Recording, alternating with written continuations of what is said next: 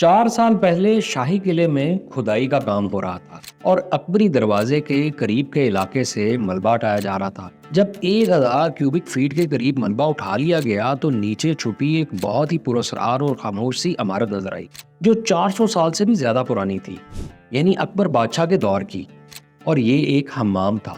मैं इस वक्त इसी हम्माम में मौजूद हूँ। इसका स्ट्रक्चर बहुत ही दिलचस्प है। ये हम्माम एक बेसमेंट में मौजूद है, जिसके अंदर कुछ तारीफ और हैबतनाक से कमरों के अलावा एक पुरस्कार सी सुरंग भी मौजूद है। ये सब आप इस वीडियो में देखेंगे।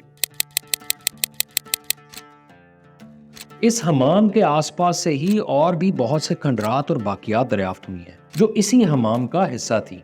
अब हमाम का नाम सुनकर आम तौर पर जहन में एक छोटे से गुसल खाने या बाथिंग एरिया का ख्याल आता है, और हमारे यहाँ नाइयों ने जो हमाम बनाए हुए हैं वो भी बिल्कुल इसी किस्म के होते हैं। लेकिन माजी में हमामों का कल्चर ऐसा नहीं था, बल्कि हमाम आप समझ लें कि उस जमाने के क्लब होते थे। एक तरक्की पसंद राइटर है अली अब्बास जलालपुरी।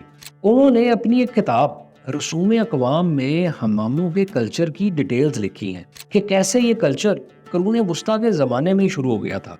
रोमन एम्पायर तो जो हमाम बनवाती थी, वहाँ लोगों के नहाने के अलावा खुश्क मेवाजात और शराब भी मौजूद होती थी। फिर मालिश या मसाज के लिए गुलाम भी होते थे। एक और दिलचस्प बात यह भी है कि माजी के हकीम गठिया के मर्ज में मुब्तला मरीजों को ऐसे हमामों में गर्म पानी से नहाने की तजवीज़ भी देते थे। खैर, बड़े सगीर में हमामों के कल्चर के ज्यादा आसार मुगल बादशाहों के दौर में मिलते हैं। मुगलों ने यहाँ हमामों का कल्चर तो इंट्रोड्यूस करवाया, लेकिन ये कल्चर यहाँ के अवाम में ज्यादा मकबूल नहीं हो सका था, इसलिए ये शाही महलात और खास लोगों के लिए महदूद रहा। World city of Lahore authority की तरफ से दी गई तारीख और रिसर्च के मुताबिक ये हमाम अकबर बादशाह के दौर में बनवाया गया था, और इसका इस्तेमाल भी अकबर दी ग्रेट या उसके खास मेहमान ही करते थे। और बहुत से तारीखी हवाले इस बात को सपोर्ट भी करते हैं कि अकबरी महल के आसपास अकबर बादशाह का जाती हमाम था। लेकिन मेरी रिसर्च और मुख्तलिफ दीगर हवाला जात के मुताबिक ये हमाम शाही हरम की कनीज़ों और दासियों के लिए बनवाया गया था। दरअसल मैं इसे शाही कनीज़ों का हमाम इसलिए मान रहा हूँ क्योंकि सन 1883 में ब्रिटिश फौज के एक आला ऑफिसर मेजर एच कोल ने शाही किले का एक नक्शा बनवाया था। इस नक्शे के मुताबिक अंग्रेजों को यहाँ 2 हमाम मिले थे। एक हमाम पानी के उस टैंक के पास था जहाँ आजकल महकमा आसारे कदीमा वालों के घर हैं, और दूसरा हमाम ये था। अगर देखा जाए तो ये दोनों हमाम करीब ही थे, लेकिन ये हमाम शाही कनीजों के लिए मखसूस था। इस हमाम तक पहुँचना कोई मुश्किल काम नहीं है। शाही किले में दीवाने आम के सामने से गुजरते हुए बाएं जानिब जाने वाला रास्ता इस हमाम तक ले आता है। यहाँ इस हमाम तक आने के मुख्तलिफ साइन बोर्ड्स भी लगे हुए हैं, और ये अकबरी महल के बिल्कुल करीब है। अकबर के महल की दरियाफ्त के हवाले से मैं आपको एक तफसीली वीडियो दिखा चुका हूँ, जिसका लिंक डिस्क्रिप्शन में मौजूद है। ये हमाम शाही किले में काफी बड़े रकबे पर फैला हुआ है, क्योंकि कोल के मुताबिक यहाँ एक ही वक्त में शाही हरम की 100 से जायद कनीजें भी मौजूद रहती थी। जैसे कि मैंने आपको बताया है ना कि उस जमाने में ये हमाम क्लब की तरह होते थे। यहाँ मकसद सिर्फ नहाना नहीं होता था, बल्कि सोशलाइज करना भी होता था। मैं जब इस हमाम के एरिया में दाखिल हुआ तो सीढ़ियां उतरकर मुझे अपने बाएं जानिब कमरों की एक कतार नजर आई। इन कमरों के बारे में एक आम ख्याल ये है कि ये बाथिंग एरियाज भी हो सकते हैं और चेंजिंग रूम्स भी। और अगर आप मुगल दौर के हमामों का कल्चर देखें तो हमाम में दाखिल होने से पहले सफाई का अमल करना बहुत जरूरी समझा जाता था। ये कमरे शायद इसी मकसद के लिए बनाए गए थे। इन कमरों की छतें तो गायब हो चुकी हैं, लेकिन इनमें आज भी माहिरीन की तरफ से गर्म और ठंडे पानी के रास्तों के निशान लगाए गए।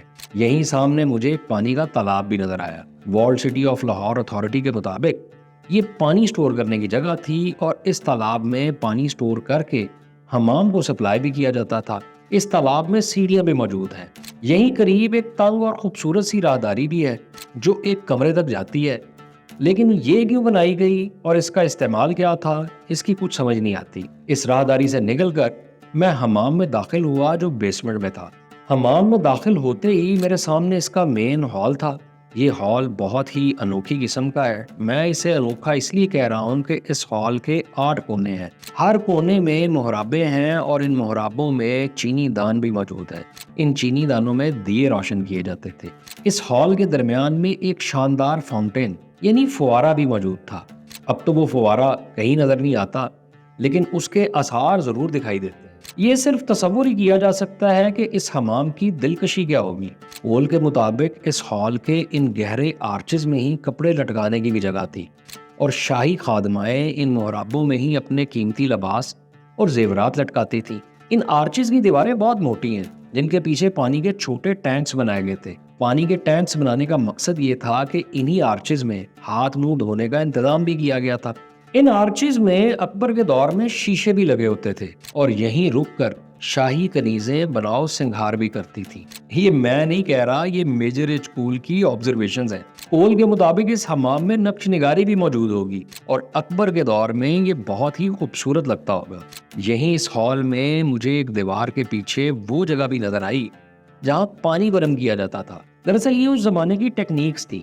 اس قسم کے حماموں کے کمروں کے پیچھے خالی جگہ رکھی جاتی تھی۔ ان خالی جگہوں میں آتش دان موجود ہوتے تھے، جن میں لکڑیاں یا کوئلہ جلایا جاتا تھا۔ یہ آتش دان حمام کی واٹر سپلائی سے کنیکٹڈ ہوتے تھے اور گرم پانی پورے حمام کو سپلائی کرتے تھے۔ ویسے تو ایسے حماموں میں پانی گرم کرنے کے لیے ایک اور ٹیکنیک بھی استعمال کی جاتی تھی، جس میں بڑے بڑے پتھروں کو آتش دان میں گرم کر لیا جاتا تھا اور پھر واٹر ٹینکس میں ڈال دیا جاتا تھا، جس سے پانی گرم رہتا تھا۔ اس حوالے سے مزید تفصیلات آرکیولوجیکل سروس آف انڈیا میں بھی موجود ہے۔ اس ہال میں 3 کمروں کو جانے کے راستے ہیں۔ یہ کمرے بہت ہی تاریک اور ہیبت زدہ سے ہیں۔ ان کمروں کی دیواروں کے پیچھے بھی آتش دان یا پانی گرم کرنے کی جگہ موجود ہے۔ جو اس ہال کا تیسرا کمرہ ہے، اس میں ایک سرنگ بھی موجود ہے، بالکل تاریک سرنگ۔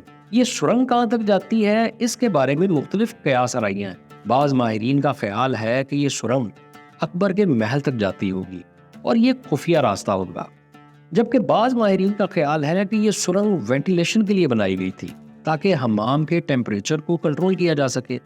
اس سرنگ کے پاس کھڑے ہو کر ٹھنڈی ہوا کو بھی محسوس کیا جا سکتا ہے، لیکن یہ حمام کے ایک بیسمنٹ میں ہے، تو یہ کہنا بہت مشکل ہے کہ یہ ہوا کہاں سے آ رہی ہے۔ یہ سرنگ دوسری جانب سے کہاں سے کھلی ہوئی ہے جہاں سے ہوا اندر تک آ رہی ہے۔